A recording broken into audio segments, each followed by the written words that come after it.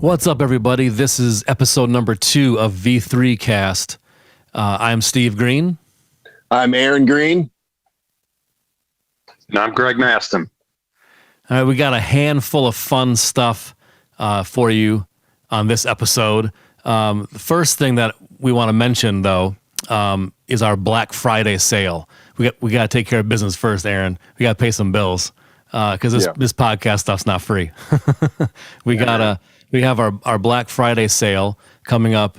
It starts on Friday and it goes all the way to Monday, and it is free shipping on any order over $30. That's U.S. shipping, contiguous 48 states. That's the tiny type at the bottom. And also, we're going to make a special category that says Black Friday, and anything inside that category in the store is 25% off. It's going to be great. Yes. So on Friday, if you've been waiting to grab anything, now's the time to grab it. Right, Greg? Right. I got them all. I got all the Voyager 3 stuff. Yes, multiple copies. By default, we have everything. Every color, every variant, every mistake, whatever. We are our biggest fans. Yeah, I have a test press sitting back here somewhere. You guys got any test presses?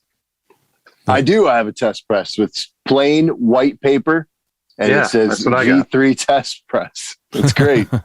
Yeah, so if there's anything you want to get in our store, this Black Friday special is the time to do it. Okay, guys, question for you.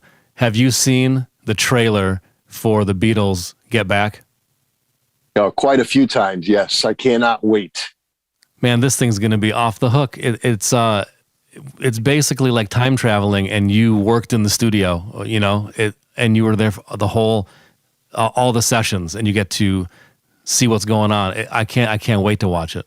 Absolutely. And we've always had this idea of the sort of end of the Beatles being like full of like conflict and fighting, and I'm sure there was some of that, but the way they kind of presented it, whoever made the little snippet of the documentary years and years ago, that's like basically all they showed. But then Peter Jackson found this footage like hours and hours, like 80 hours, right? Or something. I actually made a note of that. It's 57 hours of video in the vaults that he found and 100 hours of audio. Unreal. No one's ever seen this stuff. There's all this footage that shows that there might have been moments of tension, but they were like still a band, still getting along, still friends, still acting like kids in a lot of ways. So it's going to show a more well-rounded picture of what it was like in the band back then. And that I can't wait, man. So you guys know Colin and Scout. I've known those guys since 3rd grade. And when we first met, that entire friendship was basically based on our love for Kiss and the Beatles. So as soon as this trailer hit, Scout and Colin were blowing up my text messages. Have you seen this footage? And we were just glued to it. And it's just, I mean, I couldn't take my eyes off it. It was, I forget how many minutes the trailer was, but I couldn't stop watching it. And I watched it probably, 5 times in a row. So to think that this is going to be 3 parts or something like that. Yeah. 3 parts. And I think each part is 3 hours long. Yeah. I mean, I'm just, you might as somebody's gonna have to come get me. I'm probably not gonna shower or anything. I'm just gonna plow through it, and it's just gonna be incredible. I mean, I don't know. There's a lot of people that are detractors of the Beatles, man, but this is just finding the Holy Grail. One of the things that I'm looking forward to checking out the most in this whole thing is that kind of creative process, and I will say genius that they were. You'll get to see them working out a part, trying it 2-3 different ways, and then they'll hit on the one that we know because we've heard those albums a million times, and we'll go oh, that's what they settled on, or not settled, right, but that's what it ended up being. And here are 2 variations that they tried, and didn't go that way for whatever reason. Just so cool to be able to see that. And them just making up lyrics is my favorite part.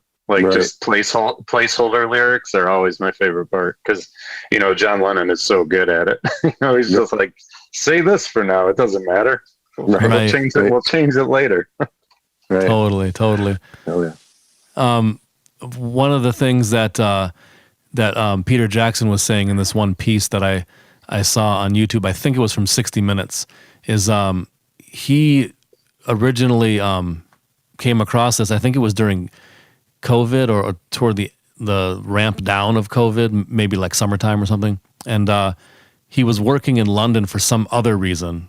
So he was already over there. And they let him in the vault, and no one had seen any of these reels of film in, what was it, 40 plus years or 50 years or something like that. Right. And somehow they entrusted him to check it all out. So I guess he'd be the one, right? You know, Sure. I trust him. So he sifted through all this stuff. And from what I also heard in the little video piece is that the audio was not synced to the film because the slate would make too much noise in the studio. So he had to, him and his assistants had to figure out how this audio synced. And then they discover, okay, this part of the audio doesn't have video because they stopped rolling film and they just only recorded audio. And then here the video picks up again. They had to figure all that out. It's not that different than New York Ninja in a way, just like crazy. Reverse engineering this stuff. Yeah. Absolutely crazy. But I wrote the dates down because I wanted to say it out loud. Thanksgiving. Yeah. Thanksgiving is the first day. November 25, 6, and 7. Part 1 is 157 minutes. Part 2 is 173 minutes. And part 3 is 138 minutes. So this is going to be so fantastic. I don't know. It's going to be like 5-6 pizzas for me. It's going to just be gross. Right. Well, speaking of pizza, are you going to get your pizza from Michigan and Trumbull? Michigan and Trumbull. Yeah, of course. I won't go anywhere else. I'm spoiled now. But the video looks incredible too. Just the way it's lit and everything and the way it was shot. It's just incredible looking.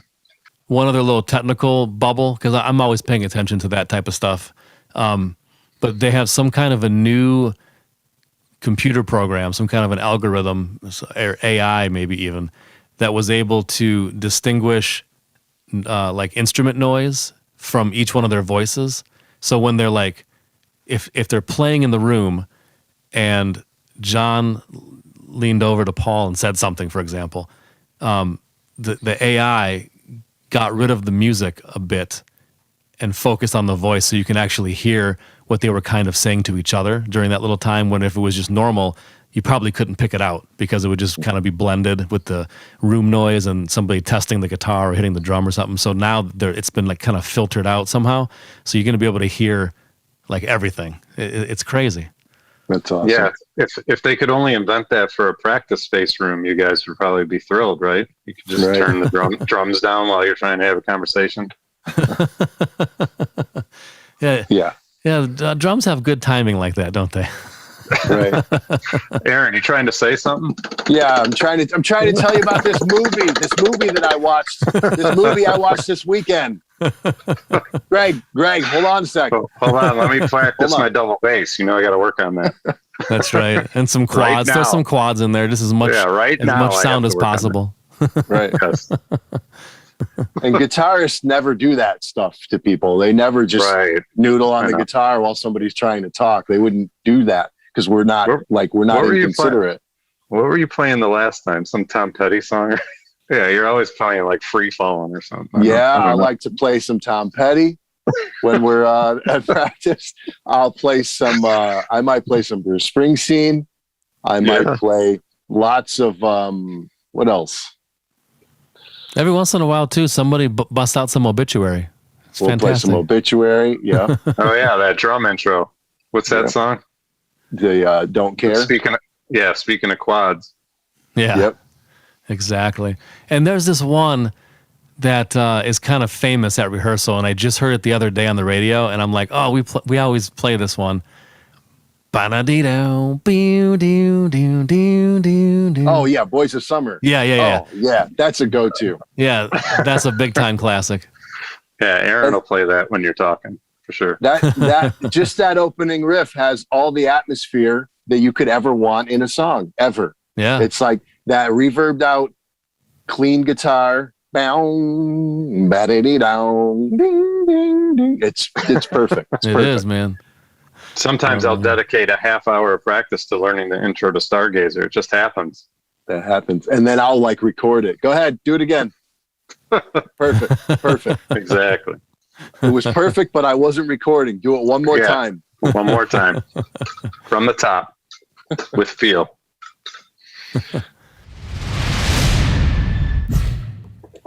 We have reached the part in the evening where, Aaron, what are you drinking?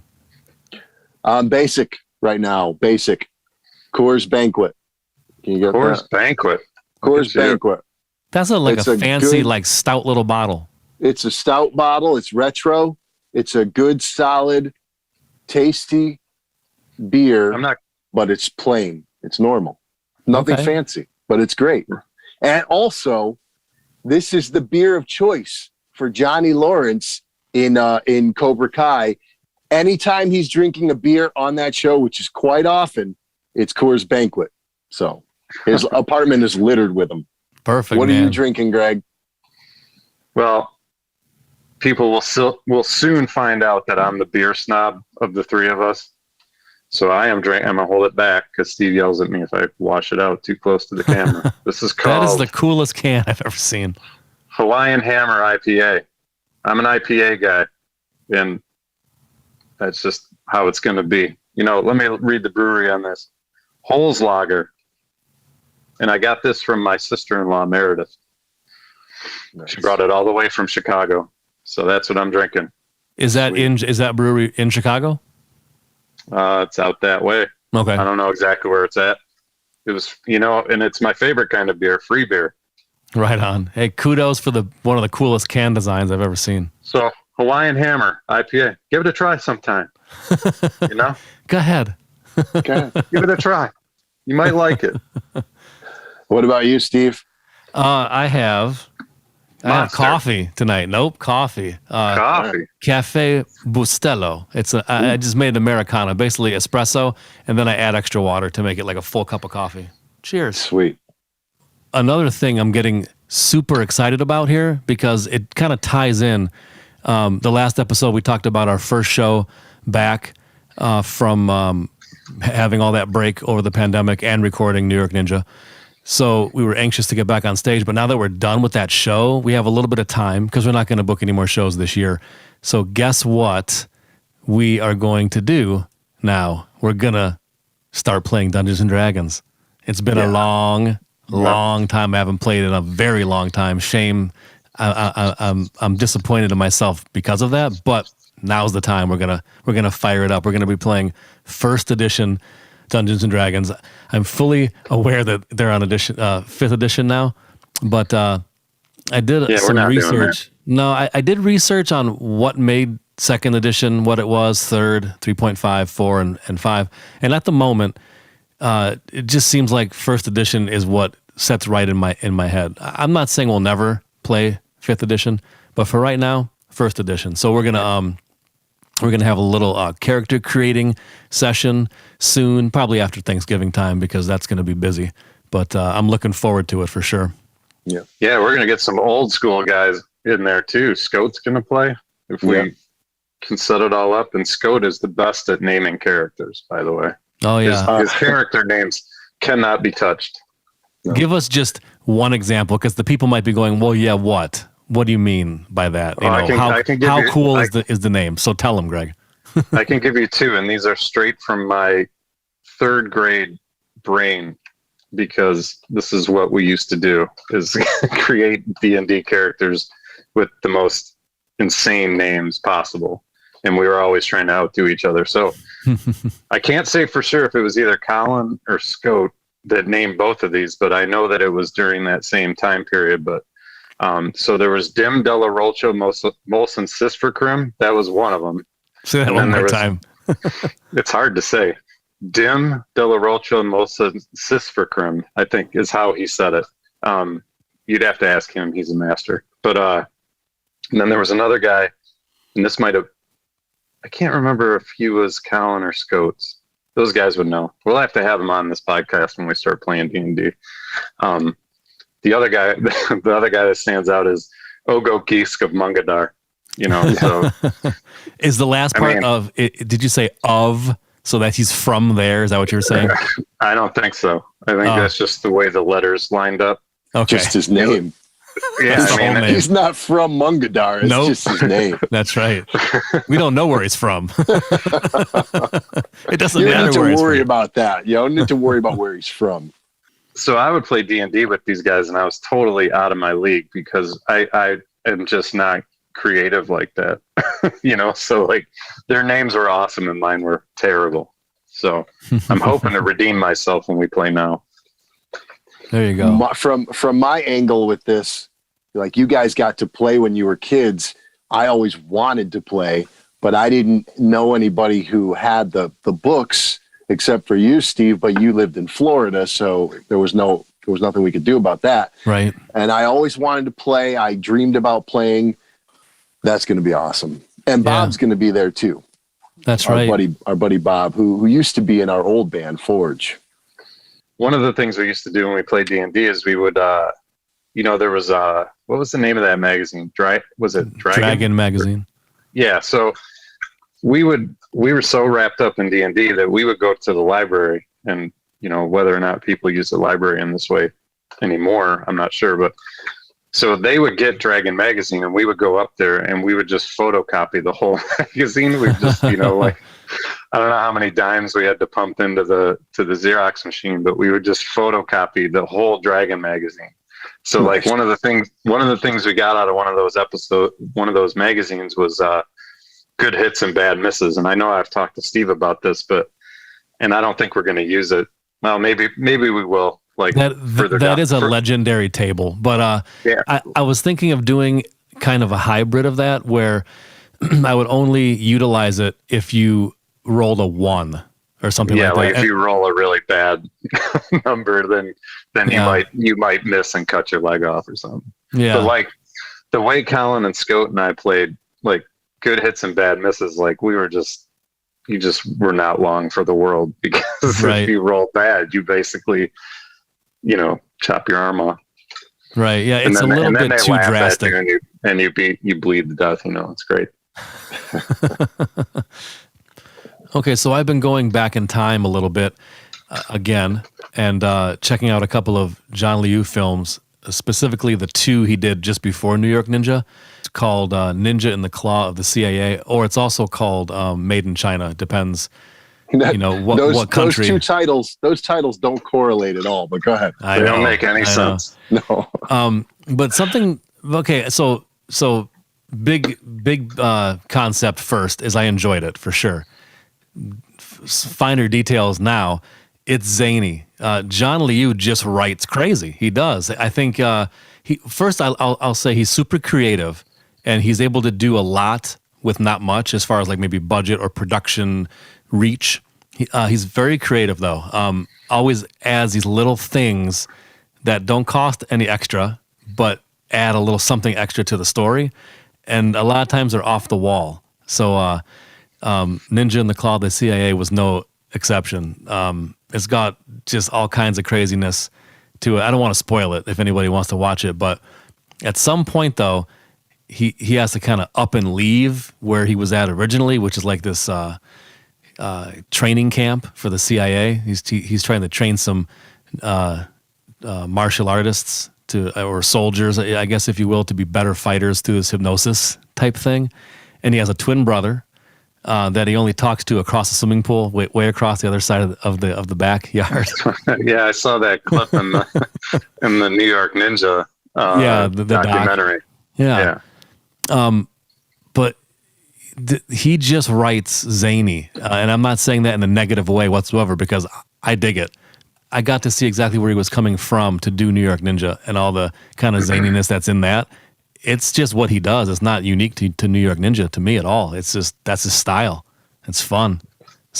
I looked at another one too, and I forgot the name of it now. Hang on, I'm gonna have to look it up because I can't bring it up and not know what it's called. So while you're talking about that, I'll talk about another movie where the same actor plays 2 parts. I just watched Blood Rage, and I know I was texting you guys about this.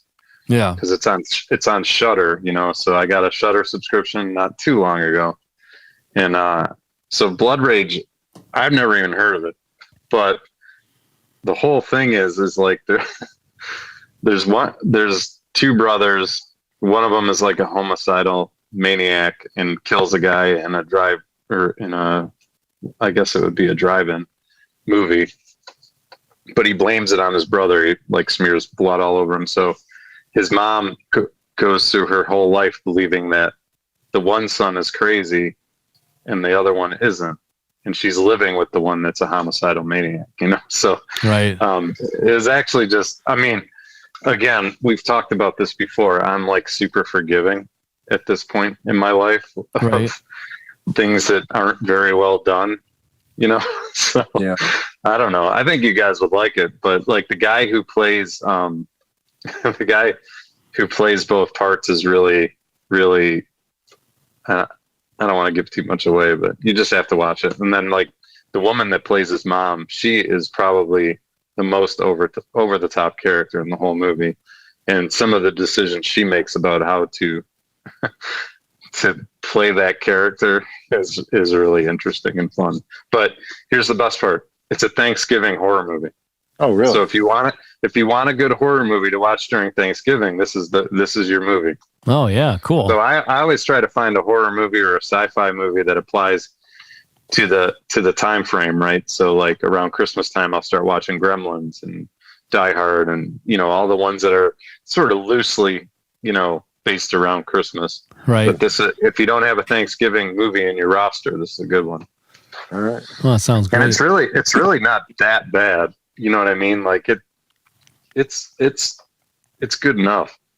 I watched the trailer. I watched the trailer the other day when you talked about it, and it looks cool. I mean, it looks gory as hell and like insane. So I'm gonna have to check it out. I mean, like I said, I've gotten a lot more forgiving of movies. Yeah. And Shudder, I don't have to say anything that people don't already know about Shudder. It's just a great streaming service. If you aren't already into like 25 different streaming services at this point, it's a good one. Right. Especially for the Joe Bob content, but everything else is great too. For sure. I just remembered the one. It's called Dragonblood, the other John Liu film, and it is equally as crazy as Ninja in the Claw of the CIA. Is there a dragon in it or no? Or is it like some kind of Bruce Lee knockoff or something like that? Or No, it's not really trying to copy anything that I recall as a kid, as like other kung fu films or karate type films, but it's just some of that John Liu writing or decisions of what to do. Like I'll just give you one, for instance, and I even rewound it twice trying to figure out like, what just happened? How come this happened? And I can't figure it out. I have to watch it again, I guess, to really dissect it. No. You get 2 tries. You got to move on after that. Yeah, exactly. Don't dwell, man. Yeah. No, but all of a sudden, he just goes blind. He's on the beach. Well, I mean, that could happen.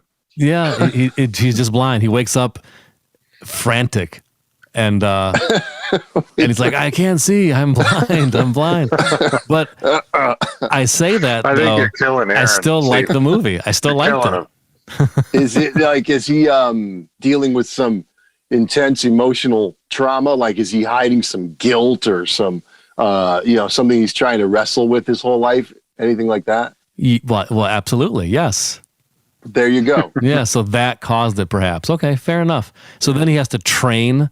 So there's like some kind of like some montages or some scenes where he's training, not being able to see anymore. And this love interest is helping him with like bottles of, or like things of water on string that can like swing by him so he can hear it and test his, senses, if you will. Yeah. It's very fun. I definitely recommend it if you like the kind of, outlandish stuff. I'm forgiving, Steve. I'm forgiving. That's right. I'll probably really enjoy it. And the Dragonblood is on Tubi. That's how I watched it. Oh man. Oh man. Watch out. I'm in.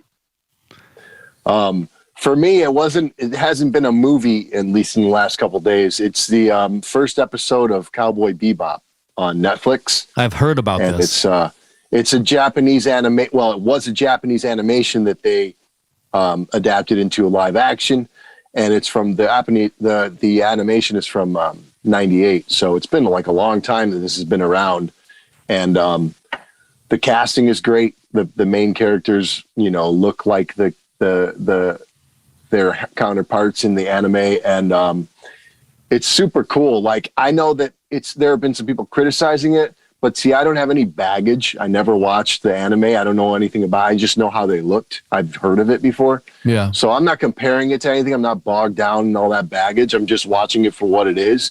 And it totally looks like a Japanese animation come to life. And it's super stylized and really fun. So I'm digging it. Nice. And did you say that's on Netflix? Yep. Okay, cool. I'm going to have to check it out. I always like stuff like that. It sounds like it's up my alley for sure. Yeah. It does some cool things in space that I haven't seen before. I mean, it's only the first episode, but it has its own flavor, and it's hard to do something new when people have watched every science fiction movie. I mean, it's hard to present something new to an audience like that, but there's stuff I haven't seen, so that already is like huge points for me. Cool. Everybody's got an opinion, man, and it's always the people that aren't making anything. Right. Right. I don't know. It's just frustrating. I don't know. It's the same point I've been making the whole time here. It's just like, they're making something. They're making a movie. They're making a movie in their head. Would you rather not have it at all? I don't know. Like, whatever. In their head, it's a perfect movie. They've written the next Spider-Man movie. They've written the next Star Wars movie. Exactly. All this stuff in their head is perfect. And that's not one person out of, 3 billion who are going to see it. And if it's not their story that they wanted to see on screen, then it totally sucks. There's no in between. There's but no check middle this ground. out, though. Totally sucks. But I'm going to elevate that concept that you just said and put a extra dose of reality on it. They have that perfect story in their mind, like you just said, right? Now go make it. And they'll be like, go make it. Right. Oh, man, this is not easy. Oh, you can't just do that. Oh, we don't have a limited budget. We can't have like 5 helicopters crash or something. Or there's like a million reasons why movies get made the way they do, or shows or whatever, and it's just like, I don't know. And that's the other thing too. It's like, I can see a movie or a TV show or whatever, and like, there's some stuff that isn't great about it. Like, there might be some things that like aren't perfect, or a scene that doesn't work, or maybe an actor that their performance isn't great. That doesn't ruin the whole movie for me, though. Like, I can just kind of put that part aside and keep going with it. You mean you don't have to run out to the internet to make everybody know how you feel about it? Right. No, I don't. By the way, you don't have to do that, Aaron? No, it doesn't have to be perfect to be good. I've seen flawed movies, plenty of them, and there's still a lot of good things about them. I love flawed movies. Yeah. Yeah, I mean, a lot of times a movie that is that is like a little rough around the edges, or didn't have all the budget in the world to do every single thing that you would if you're just writing on paper. They have like more grit and character, and sometimes a lot more realism to it. To me, that is why one of my absolutely top-notch favorite films of all time is Dawn of the Dead. I know what you're gonna say. The 1978 Dawn of the Dead. It's just, I mean, you can tell that it was filmed in the 70s, of course. Some of the dialogue is dated. That's totally fine with me, though. It has this vibe to it that's just untouchable, man. I'm going to give you another one that falls into that category that nobody will argue with. Texas Chainsaw Massacre. Well, that's one of the best. It's the best horror movie of all time. Well, but this is my point. It was done with a shoestring budget, totally guerrilla style. Right. All of the things that most people hate, right? And if they hadn't done it that way, it wouldn't have been so impactful. Right. It blurred the line about, is this real or isn't it? Because when I rented it when I was a kid, and it starts with that documentary style, like, story about whatever, I'm like, is this real? Right. You know, it's like when you watch Faces of Death or something, you're like, is this real? I don't know if this is real or not. Oh yeah. And, That movie's untouchable, man. It's so good. But that's my point. You can make movies that have that impact on a shoestring budget. So everybody that's worried about it being like the perfect vision or the perfect adaptation of some obscure comic book, Right. Like Steve said, go make it. I'm going to close out this segment of V3 Cast with one thing. What are you thankful for? Because Thanksgiving is in a few days. One thing that I'm thankful for. You want me to start, Aaron, or you want to go first? I need a minute. You go, Steve. Steve first. I am thankful to be able to start playing shows again because I love to play live. So I'm glad that that's an option that's creeping back in now. So I'm very thankful for that. I'm thankful for just being able to listen to great albums. Like when I was walking today to the liquor store. That just doesn't even sound right? It's a beautiful thing. It sounds weird. Headphones aren't new, and taking music with you isn't new. But music is so important to be able to take it with you, like when you're walking down the street and when you're listening in your car and all those things. So I'm just music in general. That's what I'll say right now. Dig it. I'm going to say that I'm thankful to have, if you look in the background, I finally have my copy of New York Ninja on Blu-ray. Oh, yeah. There you go. So yesterday I spent a little bit of time getting into the special features because believe it or not, I haven't seen any of that stuff either. So like everybody on the internet that's talking about all the extra stuff, I'm right there with you. I haven't watched any of it. So one more question. When you guys say like V3, Voyager 3, do you do this way, like the American way? Do you do like the Inglourious Bastards German way? Or do you do like the British way, whatever it is? Like, how do you make a 3, man? I do it. I think American way.